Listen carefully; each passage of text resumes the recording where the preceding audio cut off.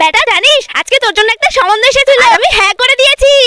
छोटा सा मेरा কিন্তু বাবা ওরা তো কেউ জানে না তুই কালো। এক কাজ কর, আজকের পর থেকে আর বাইরে বেরোবি না। ঠিক আছে মা।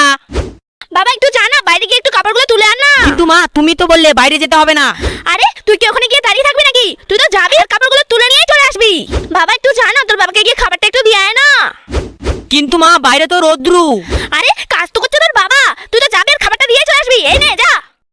বেটা মাছ ভাজবো, তেল শেষ হয়ে গেছে, দোকান থেকে একটু তেল নিয়ে এনে দে না।